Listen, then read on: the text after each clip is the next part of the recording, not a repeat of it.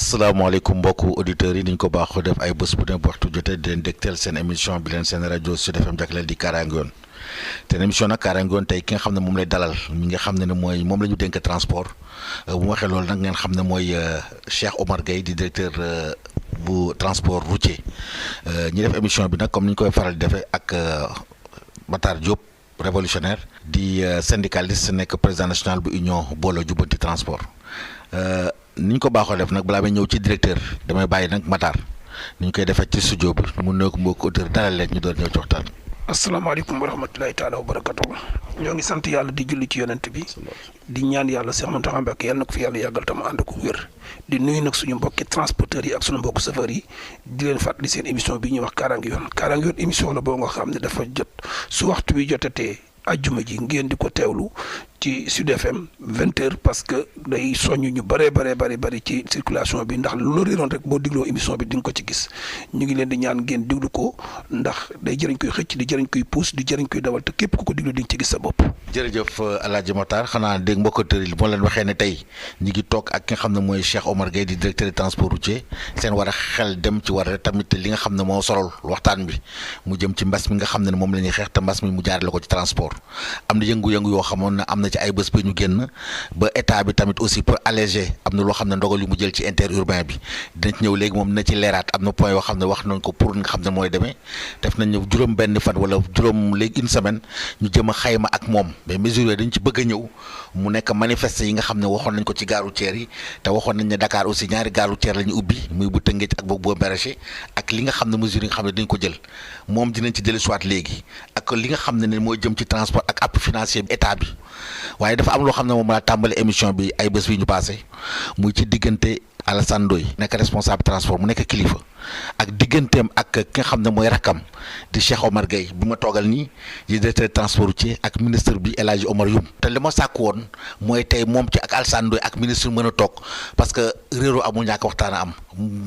Cheikh Omar dama bëgg nga ñëw ci loolu balaa ñuy dugg ci li nga xam ne mooy ci waxtaan bi. waaw Congoon asalaamaaleykum. maaleykum salaam. ñu ngi nuyu mbokki auditeurs Sud FM yëpp di nuyu Sénégal yëpp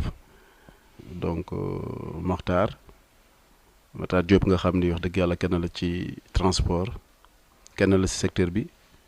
di la nuyu bu baax di la dalal di nuyu sa directeur général Baye Omar donc di nuyu Sud FM yëpp donc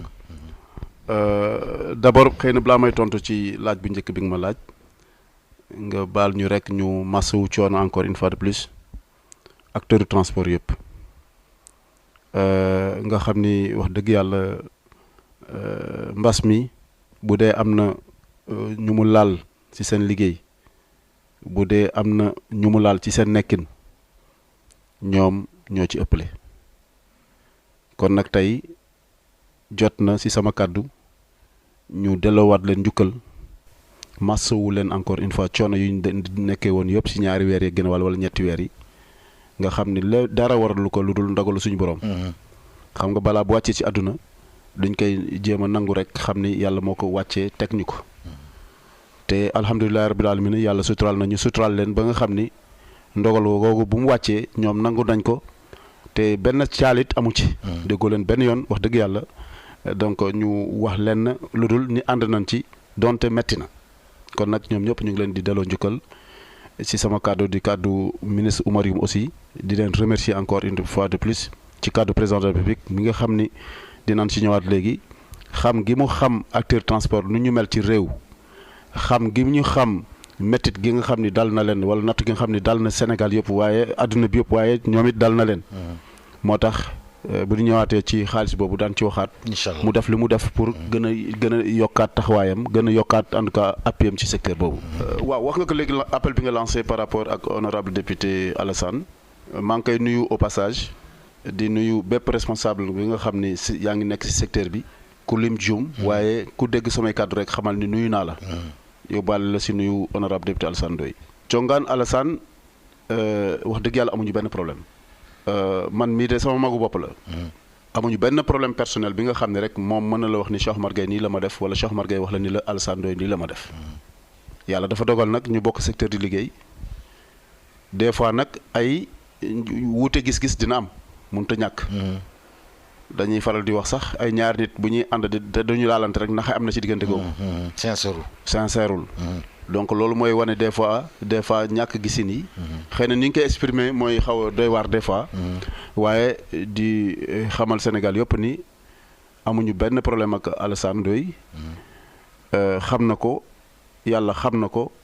ministre Oumar Youm keroog bu muy waxtaan ak honorable député Alassane Ndoye ci benn télé de la place. siiwal naa ko waaw. dégg ngeen lu mu fa wax ba di ko tooñ naan ko sama mbokkum lébu nga. kon dara lu ñagas wala dara lu ñaaw amul suñu digganteeg moom.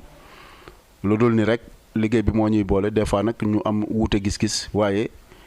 faw toog am waaye faw waxtaan am waaye faw ñu xam ni ñun ñëpp defar rek moo ñu tax a jóg muy moom defar ko tax a jóg ñu nit defar moo ñu tax a jóg. comme ñun ñëpp nag ñoo bokk li ñu bëgg faw nag ñuy daje di waxtaan te yàlla ñaan yàlla mu musal ñu ci seytaane. est-ce que pare nga yow pour toog ak moom ak ministre pour ngeen applaudir pratiquement problème nga xam ne am na. moom laa lay wax nii ni la ñun suñu rôle état mooy déglu acteurs yi. boole leen ci li ngeen di def. te yàlla xam na ni ci rajo laa nekk mu ngi may dégg. amul benn yoon rek bi nga xam ni def nañu dara ci biir secteur bi. en tout cas man bi ma nekkee directeur transport rek léegi. ñeenti at a ngi. te bu ñuy convoqué moom jiitu lu ñu turam. bu ñuy woote moom jiitu luñ ko ci woote ba. kooku day tekki ni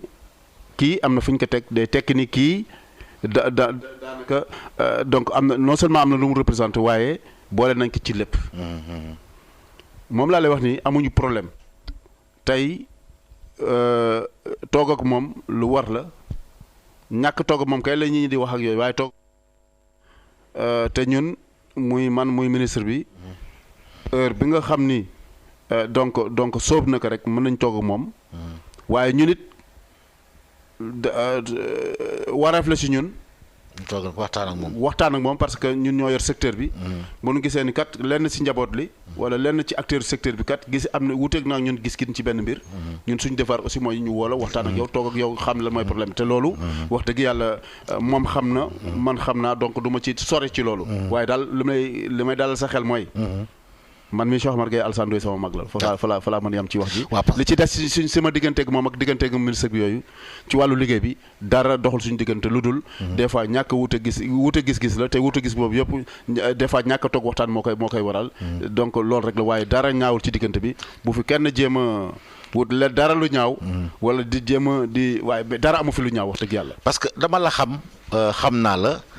xaw ma nag wax ma lépp xam naa ko mais xam naa lu baax xam naa tamit honorable député Alassane Ndoye je sais que ne ku nekk ni ngay def sa démarche xam naa ko te damay wax nag ñi nga xam ne ñoo nekk ci biir xam nga dañ toog dañu fay fi mu nekk nekkuñu jamono joo xam ne vraiment pour wax leneen ak leneen je pense que waxtaan jot na pour ñu mën a liggéey képp koo xam ne mënoo ci wax lu rafet rek mën nga ñëw toog def naa ne di ngeen ko dox yenn ci des mu ñëw nag li nga xam ne mooy waral ñu ñëw li ñu waral ñëw mooy li nga xam ne mooy mbas mi am na loo xam ne problème amoon na fi am na ñoo xam ne demoon ne sax beneen dañuy grève waaye ñëw na ba ci digg bi état bi ñëw na rejoindre la ci pour oyofal am na loo xam ne dinañ ko jàppale mais oyofal bi ba pare mais dafa am lu muy demee parce que nee nañu mbas mi du dem dañ ko yóbbaale te bu ko yóbbaale oto yi ci lay jaar te am na loo xam ne lay mel te yéen ba ngeen lëloo ba ñuy wax mesure bi da ngeen may ñu leen ba dimanche ñu doon tàmbali parce que am disposition xam ne war nañ ko jël disposition yooyu mu mel ni koy manifeste ak leneen loo xam ne war nañ dama bëgg nga jëli soit yi ba pare nga xayma juróom-benn fan yi nga xam ne weesu na yan écho nga am ci résultat yooyu. waaw jërëjëf xanaa di leeral benn mbir rek que ni li nga xam ne indi nañ ko ci wàllum donc on va dire allègement. plan d'action la. plan d'action bi nga xam ni bañ ko tëggeeg léegi yàgg na li koy firndeel le 11 mai bi njiitu réew mi génnee jàkkaarloog ak askan wi def bilan wu mbas mi foofu la commencé joxe yenn mesures yi ci lu jëm ci wàllu lu mel ni ubbi jàkk yi ñu ñuy demaat ci jàkk yi lu mel ni ubbiwaat lu mu yeeg marché yeeg yooyu lu mel ni sax dem ba annoncé ouverture école bi te loolu yëpp dafay am jeexital ci transport forcément mu digal ministères yi nga xam ne ñoo seq mbir yëpp ku ci nekk ci sa wàll nga def ay plan yi nga xam ne dañuy jàng dund ak virus bi ca booba nga xam ni coow amul dara amul ci la ñu teg suñuy plan commencé nag di ko doxal ci la ministre Aly Ngouille Ndiaye si semaine boobu sax commencé donc dindi tere bu mu tere woon nit ñi di tukki ci biir benn département ci biir département bi. léegi département mu teg ci biir département bi. ensuite beneen semaine bi mu dindi te autorisé nit ñi di dem ci biir région bi bu mu des région Diourbel ak région Thiès. parce que moo bëri woon cas. boobu bëri woon cas donc ñu ñëw ci urbain bi place yi nga xam ne wàññi woon nañ ko si xaaj ko si digg bi ñu delluwaat ko donc jëlaat place assise yëpp. donc logique bi moo doon effectivement ñu progresser poursuivre activité boobu dem ba ci transport interurbain bi yaakaar naa loolu la ñuy def dafa tombé nag mooy waral ay gaaf. mu tombeek nag amul benn rapport ak grève bi. plan la woon mu plan la woon yàlla mi tam xam na ko yàgg naa ko wax acteurs yu bare. xam nañu Matar mi muy toog di déglu xam na loolu te wax naa ko bien avant grève di am. am na acteurs yi nga xam ni yëg nañ ko bien avant grève di am. donc jotewuñu waaye nag. xëy na nit boo amee donc wuute ci gis-gis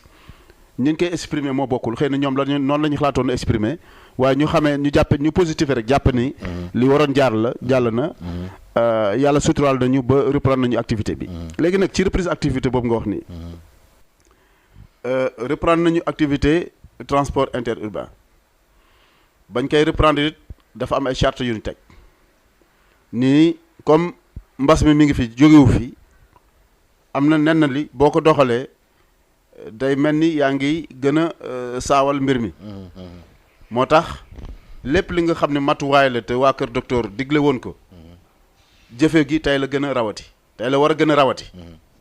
comme tekki nañu wala bàyyi nañu yombal nañu nit ñi dem ak dikk ñëpp xam nañu ni transport boo ko téyee rek lu bare dootul mën a law lu mel ni feebar bi te bañ ko téyee amoon nañ ci ay jeexital wax dëgg yàlla jeexital yooyu nag tey comme dañu war a ubbi activité économique bi te parce que nit ñi mënuñu woon toog aussi ñàkk liggéey demoon na ba mettre ci réew mi yëpp wax dëgg yàlla ñëpp di ko sentir kon jotoon na ñu jéem a xool responsabiliser nit ñi aussi jéem a xool naka la ñuy dundee ak mbas boobu bu ñëwee nag ci ouverture transport bi du ñu wax ni d'abord transport interurbain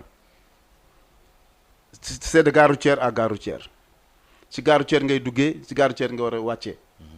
xanaa nga wàcce diggante bi léegi nag ñu ni képp ki nga xam ne yaa ngi tukki port de masque moom c'est obligatoire daanaka c'était obligatoire ci arrêté ba nga xam ne ministre Aly Ngouille Ndiaye jëloon na ko ci wàllum transport képp koy dugg ci oto donc nga takk sa masque moom obligation la gare routière yi boo ñëwee ci bunt bi laata ngay dugg raxas sa loxo obligation la te daan ñëwaat ci wër ba ñu wër pour xool ndax matale nañu. voilà donc loolu mooy mesure lañ bëgg pare après ñu door a ñëw exactement ci loolu waaw donc képp kuy dugg ci gare routière obligation la ci ñu jël sa température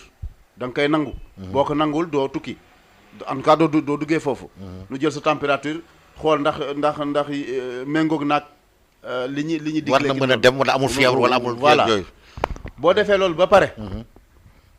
li ci des d'abord borom oto bi la ak kiy gérer gare routière bi. opérateur bi. alors boo kiy gérer gare routière bi duñ la wax ni la kooku nga xam ni moo dugg ci gare bi war a tukki. forcément da nga koy identifier mooy nga xam naka la tudd. naka la sant. mooy manifeste bi indi coow maa ngi ñëw si manifeste bi. mooy numéro téléphone am. mooy numéro carte d'identité am ak fan la jëm ak suñu mën a am sax contact fa mu jëm wala kan la ñuy contacter en cas de problème. maanaam tuteuram tuteuram maanaam. kooku borom gare routière bi moo am obligation donc di ko remplir laata nit ki di dugg ci oto. mais de loolu dafa nekk loo xam ne waroon na même avant bas bi. waaw dafa nekkoon li nga xam ni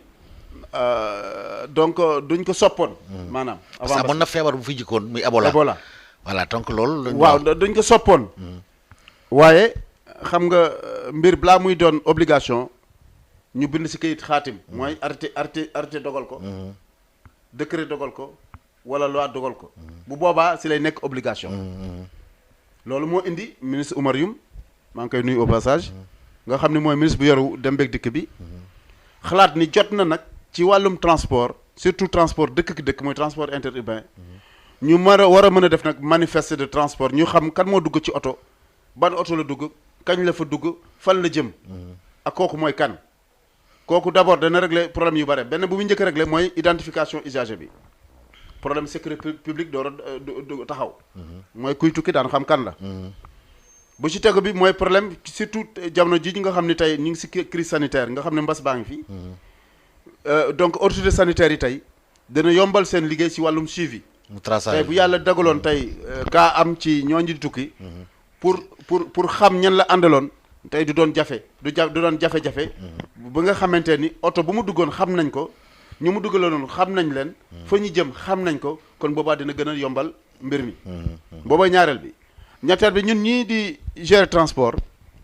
dina yombal ci ñu liggéey ci yenn donc politique yi nga xam ne ñu ngi koy def ci wàllum transport daañu xam ci wàllum transport interurbain ñaata nit la ñuy transporter par jour daana xam nañ ko sax mais da ngay am ay déperdition da nga am ay déperdition di nga mën a xam góor ñi ak jigéen ñi ñan ñoo ëpp lu ñuy voyager âge yi mag ñi ak ndaw ji ñan ñoo ëpp lu ñuy voyager di nga dem sax ba ci wàllum kaaraange yoon tey bu njombee amee accident amee oto boobu accident bi am di nga xam ñan ñoo ci nekkoon si saa si di nga xam ñan ñoo nekkoon ci oto boobu donc lu mu lay indil ci wàllum information ci wàllum kaaraange yoon ak yi ñu demee donc dina day tax ni mu doon un outil ba nga xam ne c'est très puissant dina yeesal statistique dina yeesal statistique yëpp daal ci wàllum gestion secteur bi voilà loolu mu am solo waaw léegi nag ba ñu commencé ak léegi donc mooy dimanche bi ñu génn man mi personnellement def naa gaar yi nga xam ne moo nekk fii Ndakaaru benn bi ñu ànd seeg ministre bi benn bi ma defal ko sama bopp. directeur bu ma ko mayee dafa am loo xam ne ñu commencé muy identification yi mais am na loo xam dafa ñëw balaa ñu ñëw ci tournée bi ngeen def parce que tamit loolu ay mesures ngeen jël la de désinfecter oto bi am gel yeeg affaire il faut que mu leer ne war na ci am ba pare ngeen constaté que du visu yéen ci boppam ba ngeen fa demee est-ce que yooyu tamit dama bëgg mu leeraat. waaw ne waaw waaw foofu c'est vrai que àggalagu ma woon foofu. waaw parce que dama waxoon rek ci wàllum manifeste bi responsable gare routière. waaw léegi nag mu des responsable oto bi. effectivement du ñu wax ni sa oto bu demee tukki dellu si da nga ko war a raxas désinfecté ko dañuy wax ni da nga war a am gel si sa biir oto jël nañu sax ay réserve de masque yi nga xam ne duñ koy bàyyil ñi nga xam ni tey ci biir gaar bi ñi nga xam ne amuñu masque tey wala seen masque demee na neneen ñu war leen ko mën a donc jox wala usagers yi nga xam ne ak usagers yi nga xam ne am lu masque ñu war leen ko mën a jox donc di respecté ci biir gaar bi donc distanciation bi su ñu mënee rang sax pour dugg ci oto bi ñu def ko bañ a njëkkante oto yeeg yooyu yëpp donc bokk na ci ndogal yi nga xam ne jël nañ ko nga xam ne tey wax dëgg yàlla tey bu ñu defee tour bi mooy ci tàmbale ba c'est dimanche ba boo maraîcher ngeen njëkkee ba ñu njëkkee boo maraîcher ba pare lañ fa gis dal na suñu xel lool macha allah gis nañu matuwaay yi nga xam ne wax nañ ko lépp ci arrêté bi wax ko ci wàllum xeex bi waa kër docteur donc digle ko lépp matale na fekk nañ fa dispositif lave-mains fekk nañ fa thermoflash fekk nañ fa ñuy defar manifeste fekk nañ fa donc ay gel fekk nañ fa masque yi fekk nañ fa donc ñoom nu ñu organiser woo ainsi de suite pour distanciation booy jënd tikki yeeg yu ñu demee ba ñu demee Rufisque fekk nañ fa lu ñu mel xëy na organisation yi bokkul mais fekk nañ fa lu ñu mel amuñu woon habitude boobu ñoom waaw amuñu woon habitude boo marché naka jekk nag il faut ma rappeler ko ni ñoom daanaka depuis sa njëlbeen ba léegi nag ñi ngay def manifeste mooy depuis 2013 gënati na raw nag bi feebaru Ebola bi ñëwee en 2016 donc 2016 bu Ebola bi ñëwee booboog léegi chaque jour man mii di wax ak yow damay jot manifeste si destination yi nga xam ne ñu ngi jëm frontière Guinée ba léegi manifeste ba tey ji may wax yow maa ngi koy jot mooy oto yi jëm Linkering ak yeneen frontières yi donc ba léegi maa ngi jot manifeste kon tey loolu yombaloon na lool xeex bi ñu doon xeex parce que transport international bi fa la doon démarrer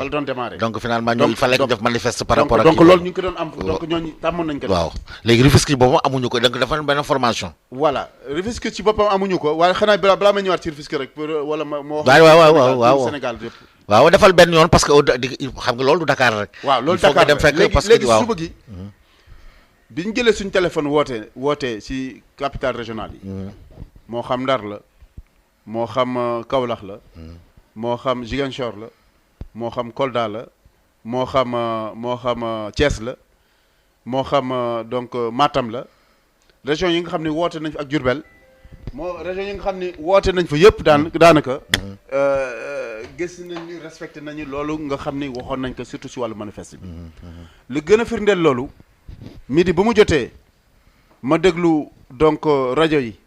lu ci mel ni Sud FM tey jii ñuy leen di delloo njukkal bu baax a baax a baax a baax parce que seen représentant locaux yi nga xam ne ñoo nekk si région yi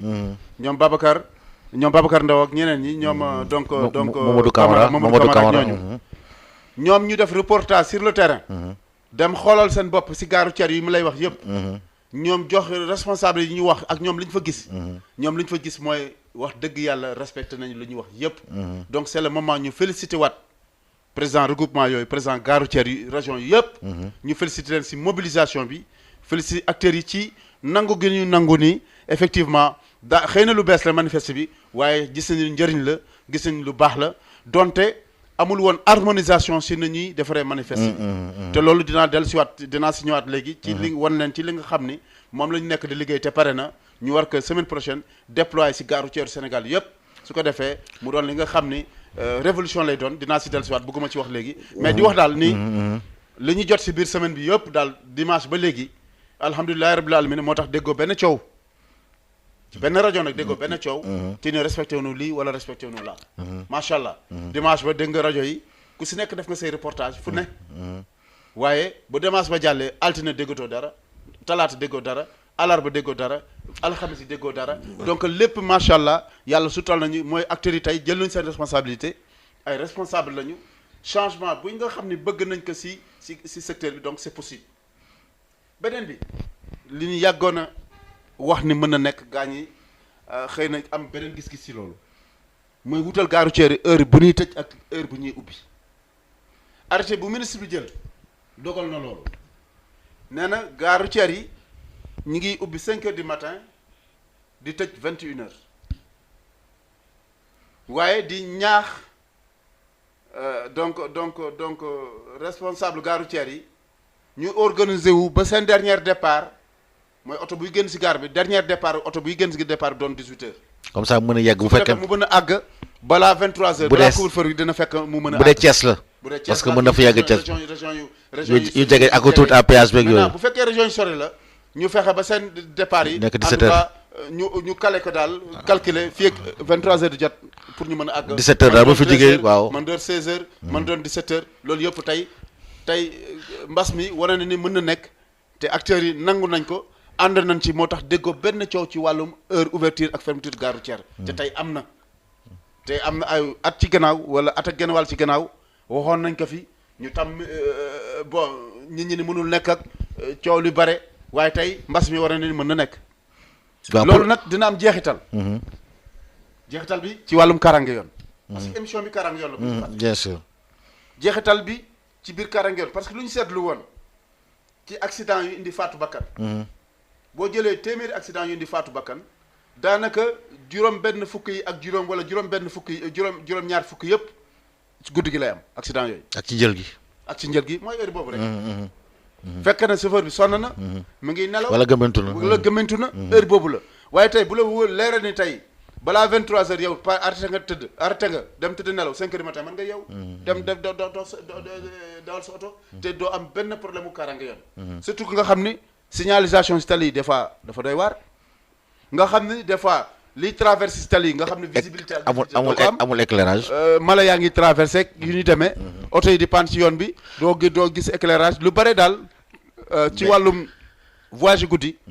visibilité bi nga waroon am doo ko am di ngeen gis ni diir bu gàtt di nga gis jeexital bi nga xam ne mesure bi am na ko ci wàllum kaaraange yoon keroog bañ ko daan wax ci wàllum kaaraange yoon moo taxoon ñu koy wax mais mbas mi tey ak couvre-feu bi permettre ñu jël li waaye boo ko gisee dina am jeexital bu rëy mu doon révolution carrément si mais fàttali bëgg a tër ne ki nga xam ne moo ñu dalal tey di Cheikh Omar Gueye directeur des transports routiers ñu war a wax ci mbas mi ak ci li nga xam ne moom la ñu ubbaat ci transport interurbain bi wax nañ léegi ci mesures yi nga xam ne jël na ko wax na ma aussi tamit ne am na benn retour boo xam ne am na ko ci région yi ak ni nga xam ne moom la ñu suivre vraiment mesures yi nga xam ne jël nañ ko mais xam nga Sénégal seen bëreet moo gën a gaaw mais est-ce que dina am suivi c'est ça le problème parce que lii dafa nekk loo xam ne relâchement bi mooy gën a garaaw premier temps yi dinañ xam ne autorité yi dinañ ñëw di xool mais est-ce que du am relâchement après est-ce que am na un suivi boo xam ne yéen préparé taxaw ngeen ko. waaw am naa ci yaakaar xam nga lu tax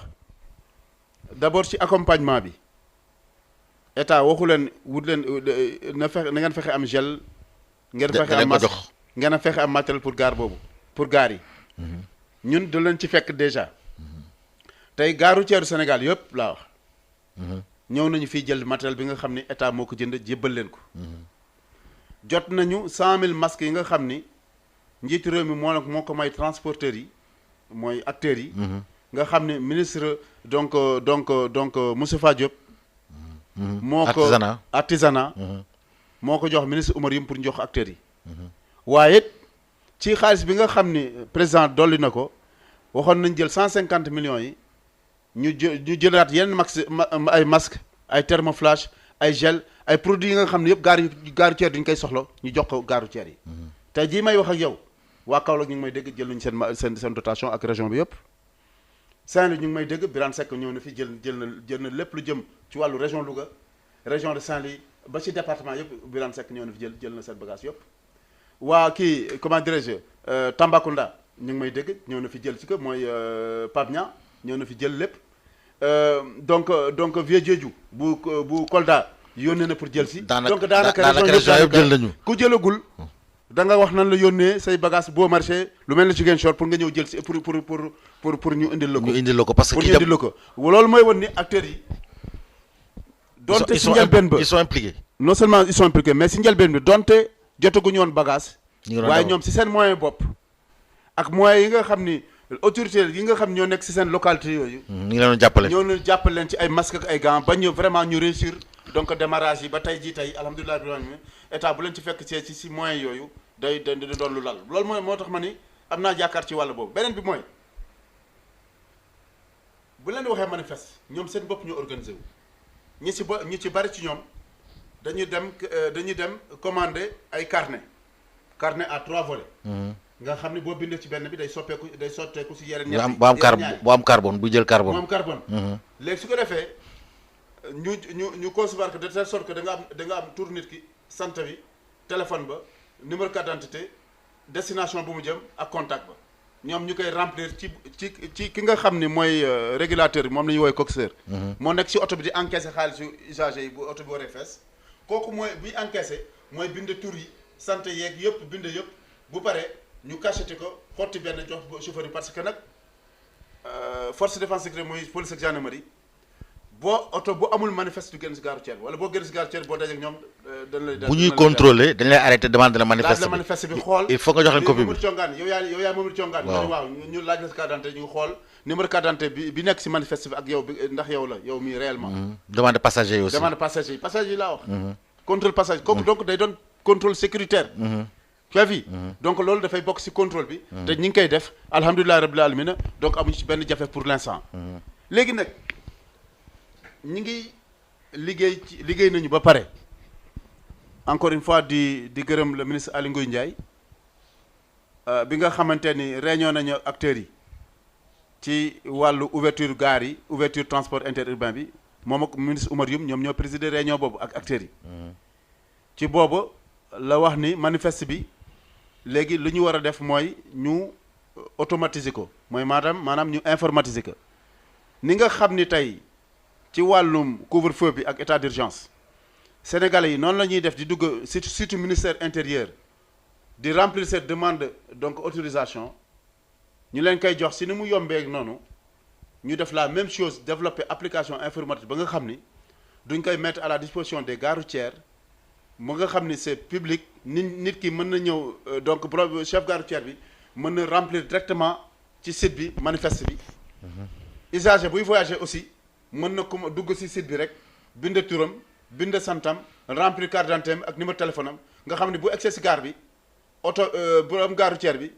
oto bi muy dugg rek lay remplir. ni oto Makhtar Diop la. ba pare joxe ko nangam su paree donc automatiquement donc manifeste bi dafay générer wu dafay ñëw ci sa portable.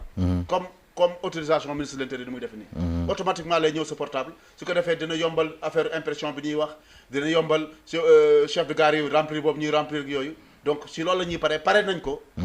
normalement incha allah rabbi bu ñu si yàlla yóbboo semaine prochaine la ñuy commencer opération boobu njëkkee ko si gaaru boo marché ak Rufisque dem ci région yëpp région yu mag région yëpp 14 régions yëpp laata ñuy wàcc ci département bi donc daanaka daal balaa weeru juin bi di dee donc plateforme boobu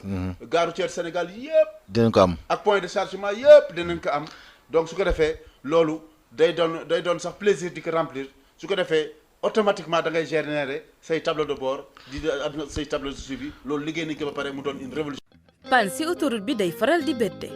boo paanee noo war a def taal sa lampe oto yi mandargal ni da nga paan sol sa mbubbum kaaraange muy rey yi wàcce nit ñi ci oto bi mbaa bus bi ci seen wetu ndeyjoor ak chauffeur itam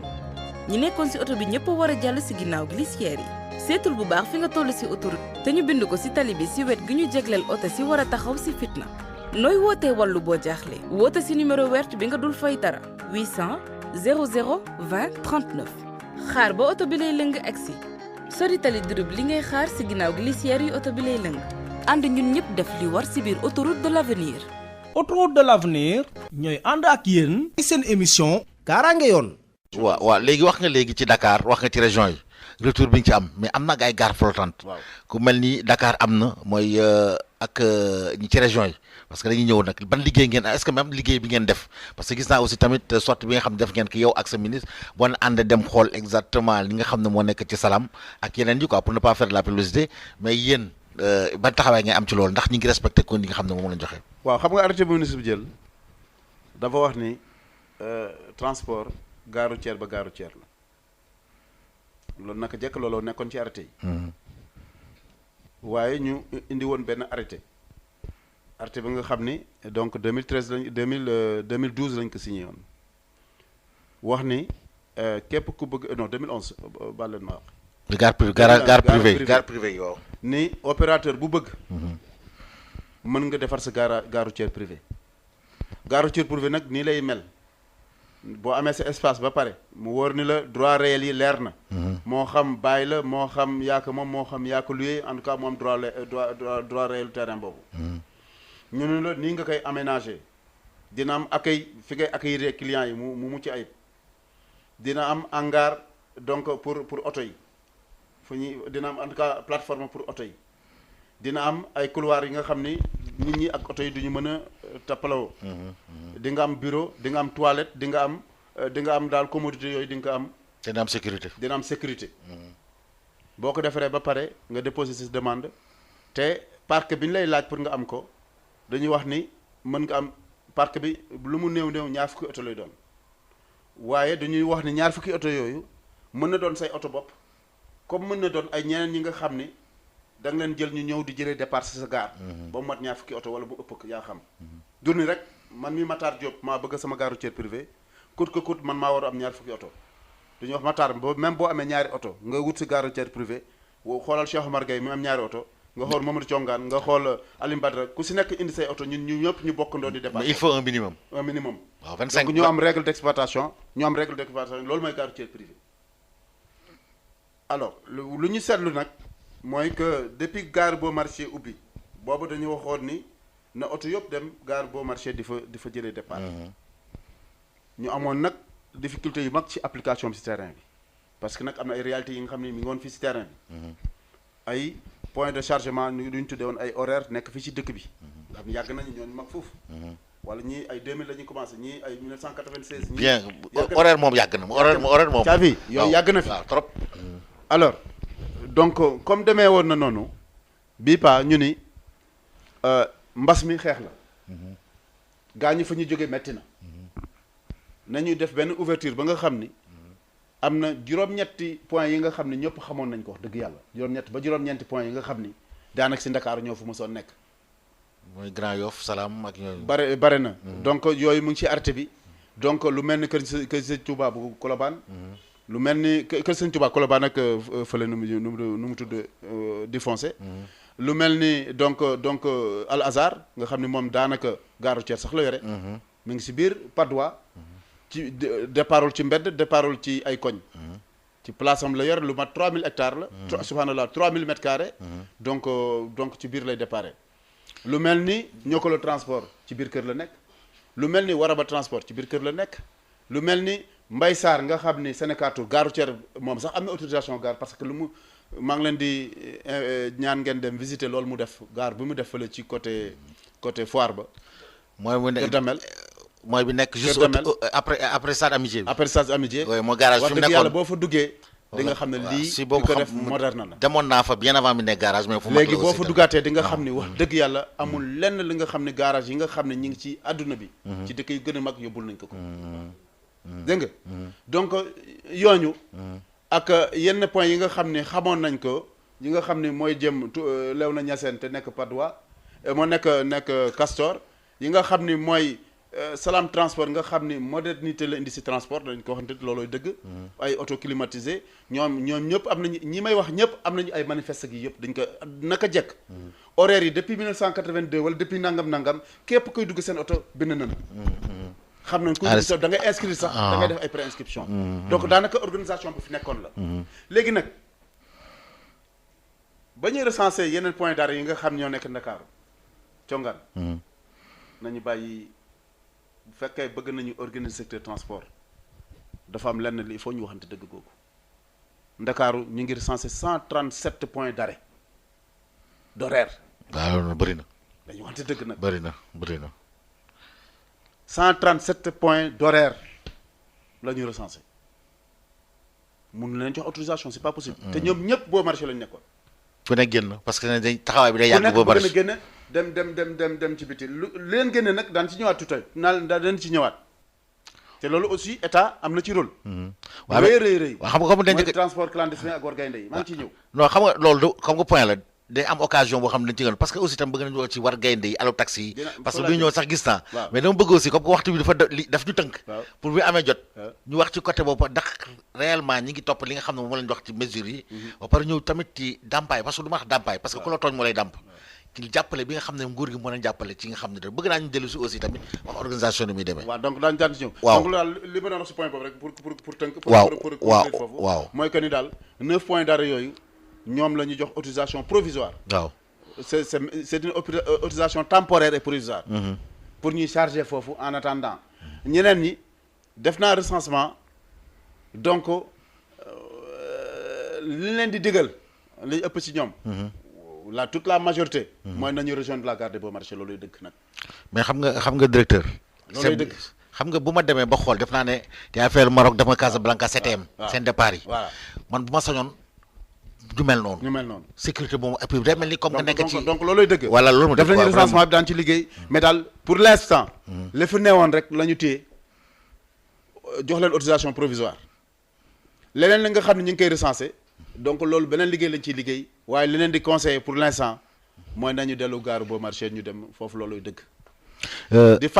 di leen fàttali aussi ñii nga xam ne jox nañ leen autorisation dañ leen wax ne jox nañ leen autorisation waaye li leen warloo gaaru Beaumarchais ci wàllu redevance da ngeen koy fay. dañ koy fay ah d'accord dañ koy fay de parce que nag état dafa investir 7 milliards 500 defar gaar bi par tolérance moo tax ñu bàyyi leen foofu waaye li nga xam ne yaakaaroon nañ ko pour mën a entretenir gaar bi pour mën a sécurité gaar bi ndoxu gaar bi ak emploi yi nga xam ne gaar bi créé naka organisation beeg gaar bi dafa am fii da ngay connecté internet. dafa am lépp toutes les commodités donc ça a un coût donc ñooñu tey comme si gaar bi la ñu waroon nekk demuñu si gaar ba obligation la si ñoom li ñuy leen waral ci wàllu redevance de départ si gaar ba ñu koy fay loolu mu ngi ci arrêté bi leer na nañ waaw loolu mu ngi ci arrêté bi léegi nag pour ñëw ci yow ci wàllu appui ñuy delloo encore njukkal donc son excellence monsieur le président de la République bi nga xamante ni wax dëgg yàlla xam na dayoo bi secteur transport am natt na méttit ba nga xam ni sa acteurs yi am nañ ko moo tax dotation initiale bi nga xam ne defoon na ko muy 5 milliards 250 millions wax dëgg yàlla ñun ñëpp jàppoon ne tuuti na looluy dëgg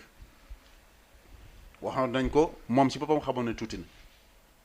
waaye comme mbirum état la te finance publique la ak yooyu te des fois disponibilité donc dafay poser problème mu waxoon nañ jàppandegum ci loolu am na ñu bari waxoon naa leen ni leen première dotation la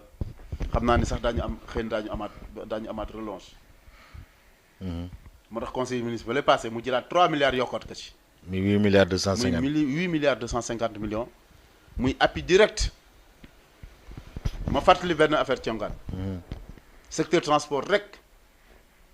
moom moo am montant bu doy noonu. état yëkkati xaalis wax ma sax montant bi am na solo waaye état yëkkati xaalis cash jox leen ko. di ko jox ay opérateur ñeneen ñi ceeb la ak diwlin ñeneen ñi lebal la dem leen ci banque ba leb li ngeen mën a fayee. garanti la ko. wala ñeneen ñi lebal naa xaalis opérateur ñu dem jënd mbay mi ci paysans yi secteur transport dong le président jël xaalis ni séddale leen ko gaañi kon loolu lu mat a souligner la. mais du ñëpp lañ ko séddale am na ñoo xam ne dañ leen jox xaalis boo xam ne pour kii la wala comme ay Dakar Dem Dikk aftu et tout xaalis lañ jox wala dañ leen kii. ñëpp lañ ko séddale. ñëpp xaalis. ñëpp xaalis la. ah bon. Dakar Dem Dikk xaalis lañ ko jox gaañ yi bari ñu ngi wax ci wàllu Dakar Dem Dikk dañu comprendre mbir mu bari. parce que jox nañ ko 2 millions 300. waaw 2 milliards 300. voilà waaw. dañu comprendre lu tax loolu. li tax. Dakar Dem Dikk d'abord da ngay xam ni neex daw ñàkk neex daw la service public lay def. am client ñàkk am client dem. dañ ko réquisitionné état daf ko réquisitionné. li ngeen xamul ci biir mbas mi nii famille yi ñu def confinement yëpp di leen jëli guddi Dakar Dem Dikk moo koy def kenn mosu ko wax famille yi ñu def confinement yëpp ak ministre de la santé. nga dégg que famille yàlla tere. kenn am na corona bi. ah contact yëpp dañ leen a jëli yóbbu la hôtel bu leen di jëli yóbbu hôtel. wala yóbbu si dëkk si yeneen béréb yi. structure lu mel ni gréew xaw ma centre yooyu. Dakar Dem Dikk moo koy def. personnel sanitaire bi personnel de santé bi yëpp guddi gi Dakar Dem Dikk moo leen di yóbbu guddi ak bëccëg donc gaañ bu ñu naree arrêté couvre-feu bu mu nekkee 20 heures. 20 heures ba 6 heures du matin Dakar Dem Dikk day daw. à la disposition du ministère de la santé. pour personnel santé bi ak contact yi. ak contact loolooy benn. beneen bi Dakar Dem Dikk am na Sénégal Dem Dikk. am na AIBD. am na Afrique Dem Dikk. bu leen fàtte ñoo ñëpp dañu taxawoon. beneen bi Dakar Dem Dikk bu am bisu 100 places bu war def 100 places si bisam boobu. mi ngi am fukk ak juróom-ñeenti place assise rek la am yu des yëpp dëggu la. ñu ne ko yow léegi bis bi nit dootu ci taxaw sa fukk ak juróom-ñeenti place yooyu da nga koy xaaj ci digg bi donc bisu Dakar Dem Dikk dana daw di lakk carburant fukki nit a ciy nekk te lu war jël 100 personnes te sañoo taxawal yeneen opérateur privé yi ba ñu commencé mu metti genn wàll gi yëpp dañu arrêté dañu gaar seen oto bu demal aftu demal Ndiaga Ndiaye Kar dañu gaar seen oto. parce que duñ ci woon génn. mëntuñ ci génn. waaw. chef et il faut le comprendre aussi. il faut le comprendre. ouais. comprendre na leen. te Dakar Dem Dikk sañ ko def. pour justifier wu ma Dakar Dem Dikk mais pour nit ñi xam. non ça baax na pour ñu xam. aussi ñu xam montant bi ñu ko jox. li ko waral mooy 2 milliards 450 millions. li ko waral loolu vraiment. mais aftu aussi tamit jox ngeen ko 2 milliards 300. loolu dëgg 2 milliards 100. 2 milliards waaw 2 milliards 150 millions. 2 milliards 150 millions yooyu. du aftu Dakar rek moom boo demee tey si 13 régions Sénégal. car Tata yaa ngi fa waaw. ñooñu ñëpp ci lañ bokk. li dal Dakar Dem Dikk ci wàllu place assise yi moo dal aftu si place assise yi. moo tax dem nañu ba fu ñu aftu daan génne 1600 véhicules jour fii Ndakaaru dem nañ ba mun ñu génne 500 véhicules jour. ñu si bëri gaar nañ seen ay tata parce que mëntuñu daw di bu ngoonee nga jël si sa xaalis loo mottalee loo jëndee carburant pour daw ëllëg yaa ngi dégg bu baax li may wax. kon ñooñu aussi yelloo woon nañu montant boobu te nga xam ne montant boobu Sénégal yëpp la concerne. waa léegi ñu jël 2 milliards 400.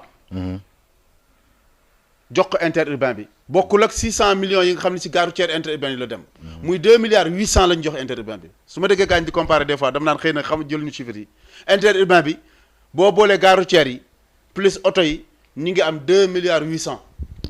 donc ñoo ëppale Dakar Dem Dikk ñoo ëppale aftu. te gare routière yi 600 la ñu am 600 millions la ñu am. gare routière 600 millions la ñu am. oto yi am 2 milliards 400. oto interurbain yi. yi def dëkk 2 milliards 400 la ñu am. boo ci boolee 600 millions gare routière parce que mënoo teqale. gare routière interurbaine ak auto interurbaine parce que ñoo bokk fu ñuy liggéey ñoo bokk lu ñuy ñoo bokk donc boo leen boole ñoom ñaar muy 2 milliards 800 moom lañ leen war séddale te ci liggéey boobu lañu nekk. dama bëgg waxtu yi dama bëgg ñëw ci Matar xam naa loolu gën a intéressé mooy taxi yi. waaw taxi yi 450 millions. te dafa am lu bëgg leer parce que man tam dañ may interpellé di ma woo téléphone nan la ñu mën def ba jot xaalis bi mais dama bëgg aussi 450 ngi pour que ngeen choisir jox taxi 450 ma faraag ma kii Matar est-ce que mën leen jox taxi 1 milliard aussi parce que ñoom tamit ñu war ko séddoo parce que dañu xaalis bu bëri directeur. waaw wax nga dëgg xam nga taxi yi moom wax dëgg yàlla ñooñu aussi ay acteurs yu ñu du jar a delloo njukkal lañu. looloy dëgg waaye taxi aussi da nga koy analyser ci niveau yu bëri. taxi moo impacté wu complètement. taxi am ñi nga xam ne totalement dañu impacté muy taxi AIBD. aéroport tëj na l'essence ba ñu yor l'essence su aéroport la donc ñooñu daawatuñu ñooñu ils sont impactés à 100%. yeneen taxi yu jaune yi nga xam ni ñoo nekk ci dëkk bi di daw ñooñu la ñu mësoon lu ñu mënoon luy njëlbéen luy cosaanu taxi ak lu ñu xam ci taxi mooy taxi course individuelle la am mën a yeb benn nit mën a yeb ñaar nit comme mën a ñetti nit waaye benn même boo yebee ñeenti nit paas bi benn lay doon. taxi course laax de bu ñu doonee ñeenti nit war a jël taxi war a fay 1000 francs man mi doon benn nit war a fay 1000 francs aussi benn fay boobu lay fay léegi nag yan taxi ñoo impacté. yan taxi ñoo impacté mooy taxi yi nga xam ni ay tête de ligne la loolu aussi am na ci liggéeyu taxi boo demee Colobane di nga fekk tête de ligne taxi boo demee ci aéroport yi donc ci aéroport yi non aéroport sax jël naa ko boo demee ci hôtel yi ak yenn marché yi di nga fekk ay tête de ligne taxi tête de ligne taxi yooyu seen mode d'exploitation ak mode d'exploitation taxi bi circulé dafa bokkatul ñoom dañuy toog di def donc ku dugg ci taxi bi da ngay fay maanaam ñeent yi ku nekkay fay téeméer wala ñeent yi ku nekk ay fay 1000 francs nga jógee mu yóbbu jël le passe l'indépendance yóbbu la Tëngéej wala yóbbu la voilà kooku tey boo nekk ñaar nit nga am ngay yeb plus yow muy chauffeur bi kon kooku doon yeb donc di am 4000 francs par exemple si ñeenti nit yi 2000 francs lay am kooku impacté na waaye boo ko jëlee nag si taxi bi nga xam ne mooy circuler si biir dëkk bi mën nga jàpp ni amul impact barewul parce que nit ki course lay fay moo xam ñeent lañu moo xam kenn la prix bi du changé bu ndee ñeenteel 1000 francs la bu ndee kenn tamit 1000 francs ngay fay. mais client aussi te leneen li si gën a neex. ci période mbas mi lu ñu seetlu mooy nit ñi dañu daan daw transport en commun yi mooy car rapide yeeg njëg a jaay yeeg aftu yi. di gën a jël taxi parce que foofu la ñu yaakaar yi foofu la ñu ëpp sécurité. loolu moo indi donc arbitrage yooyu nga xam ni donc comme li waa ji doon wax rek Alassane Ndoye waxoon na ko benn jour mu ni asgorde ci moom laa ko déggee ci réunion mu wax ko keroog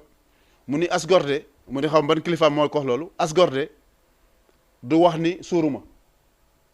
sañ naa wax nag ni mosuma suuruma moom bu ko waaw góor du ko wax la ñuy séddale waaw sañ nga ni mosuma waaye suuruma moom asgorde su ko wax waaw Matar xal ba mos rek comme mos nañu rek dañ ko sant yàlla xam ni appui la Matar a ngi fi waxtaan kii bi te xam naa ne aussi tam di nga wax nan la ñu mën def ba jot xaalis bi parce que nee naa 450 millions lañu jagleel taxi yi moo ci moom dina ñëw léegi mais après di nga expliquer parce que waxtu gi def te moom am na la question bëri laaj dama bëggoon ñëw ba ci taxi yi ma door ko jox kon jox waaw mais clients yi sax dañu impacté parce que da ngay wax ne taxi mais taxi fi ngeen waxee jël 2 personnes dinañ ko def ba nga xam ne benn client dina fay njëgu ñaari nit waaw kon mu ngoog donc finalement impacté wu ñoom def na ko ba jox ko merci beaucoup directeur foo nga defal beneen émission parce que dafa xat tali congaan di laaj nit ñi soxla pour ñu leeral ko ci yow parce que ñun mënuñu wax ci rajo te jëlewuñ ko ci kilifa yi parce que loolu bu boobaa day indi beneen frustration dëgg la ñu soxla woon xam nga yaa ngi war na wax ci visiting nii mais temps bi jeex na pour nga développer ko xam nga dina jafe taxi yooyu wax na dëgg am na impact mais taxi yi am na ñu lebe Mectrans 500 et quelques taxi leble lañ ko foofu te dañoo am impact mënuñoo fay te dañ leen a jàppale te le ministre bi def dañ cee kontaan parce que ñi mënoon woon a fay ñu gaare seen i oto tëj AIBD ba am na ca njaboot ga ministre bee ko waxal boppam ñi ngi daw ci biir dëkk bi te dañ leen a jàppale pour fayal leen 3 mois ñi nga xam ne dañoo lebee woon Mectrans ay taxi kenn fayal leen 3 mois te yéene woon nañu fay ko tey li ngeen wax ci transport bi ak sel yi ngeen di séddale taxi am 17000 et quelques yuy daw kon ñoom war nañ ci am part am nañ ci part buñ ci jotee seen part boobu war nañ ci jot am nañ ci identification yi tamit taxi day yóbbu ay course Casamance Ziguinchor ak Tamba fu nekk ci Sénégal ndax dañu identifier clients yooyu dugg ci taxi bu ñuy génn loolu dafa laaj ko Vargaynde yii congaan di wax démarré nañu daanaka bi ñu ne ubbi nañu dëkk bi 90% transport bi dugg Sénégal dugg Dakar war gaynde leen indi. kalandoo yi gën a rakkaajuwaat si biir dëkk bi. ñoo tedd liñ fu nekk. tedd liñ BAC sax fu nekk ak biir Sandaga am nañ ko fa. ban xalaat ngeen ci jël parce que ministre bi waxoon na ni dina def le tout pour mu jàkkaarloo ministre de l'intérieur ak ministre des forces armées pour que lii ñu mën koo dindi parce que c'est illégal. Medtrans indi na ay taxi ci banlieue bi vert blanc. c'est ça. yu bees sàq ñooñu di fay ay train ñooñu ñëw di leen concurrencer te fii ne Kër Massar ñooñu la ñuy xaalal place clando yi vert blanc bu ñëwee doon fu mu taxaw. moo nekk ci rond-point ba.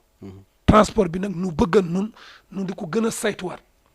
parce que horaires yi am nga loo ci wax horaires yi bu matoon 1000 te ñëpp jokk ci bon marché bu boobaa ndimbal lay doon parce que dina tax bon marché ab liggéeyam yokku ba noppi du tee lañ fa bëgg a def dañ ko def foofa doog a ñëw manifeste boobu di am. c'est ça. congaan nag noo ngi laaj parce que tamit taxi yaanu may opportunité ñu mën cee wax. waaw di dalal xelam rek ci wàllu visite technique yi déjà. que wax ni visite technique yi nga xam ni inspiré woon nañu ci période mbas mi nga xam ne li ko indi sax mooy ñun ñoo liggéeyal tul woon loolu état jël na ci ay dispositions ba nga xamante ni donc au commandement de la gendarmerie ak donc direction générale de la police jox nañu instruction seen ndaw yi ba nga xam ni daañu indi yombal ba en tout cas diir bu gudd fii ak ñaari weer pour ñu mën a donc permettre ñi ñu am seen visite technique. ci loolu sax aussi am na benn modification ci code de la route bi buy mën a permettre donc ministre Oumar Youm carrément mu jël arrêté pour yokk durée bi. durée validité bi. ci loolu mu ngi ci biir yaakaar naa ne xëy na conseil des ministres bi di ñëw mu jàll bu jàllee donc waaw loolu bu jàllee incha allah loolu dootul am problème incha allah. donc beneen bi mooy ni nga ko waxee ni bon taxi ci lañ bokk ci gel yeeg yooyu seen bagage yaa ngi fi donc matériel bi bari na fi yëpp donc ñoom ñëpp daal leen jox seen bagage yooyu ci wàllu naka la ñuy def pour jot seen xaalis. xam nga xaalis bi dafa doon li nga xam ni dafa war a doon lu transparent moo tax lépp lu jëm ci wàllum Ndiaga Ndiaye car rapide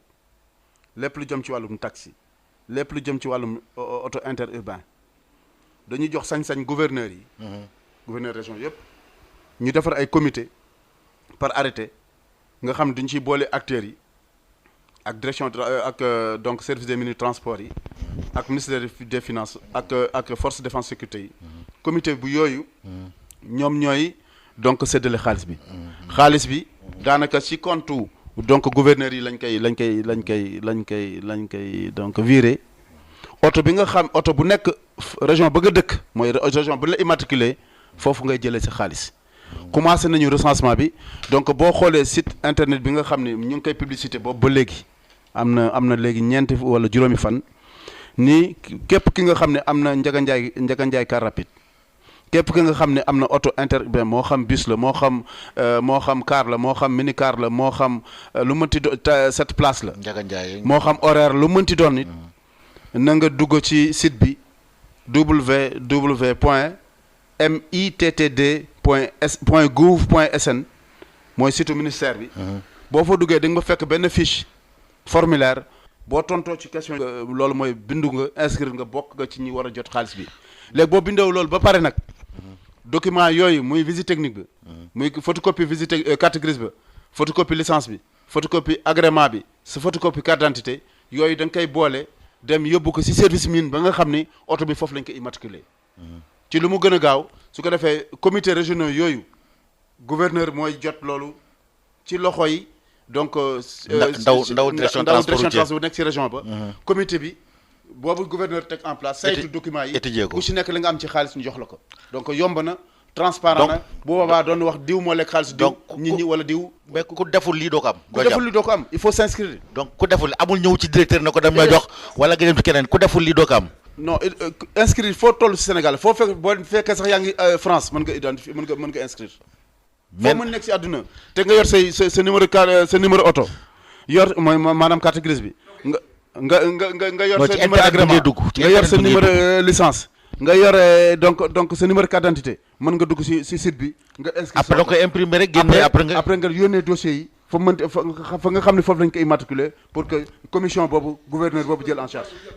30 secondes pour nga tàggoo lan nga mën a tàggoo wala lan nga mën message ban nga bëgg a lancer acteurs yi nga xam ne yow yaa leen njaboote waaw message bi ñu njëkk a lancé d'abord mooy déjà message yu cant rek sant leen gërëm leen di wax ni ministre transport direction des transports ministère du transport en général mi ngi talalaat loxo acteur transport yëpp ci Sénégal pour ñu ñëw ànd bokk liggéey suñu secteur parce que ministre day dem directeur day dem waaye acteur transport du dem fii lay des kon bu nee nañu ñëw ànd lëkkaloo liggéey secteur bi donc ñun seen ay Baay Faal lañu yéen nañu liggéey ci wàllu woowu te daan leen déglu ci loolu loolooy beneen bi mooy ci mbas mi ñu nekk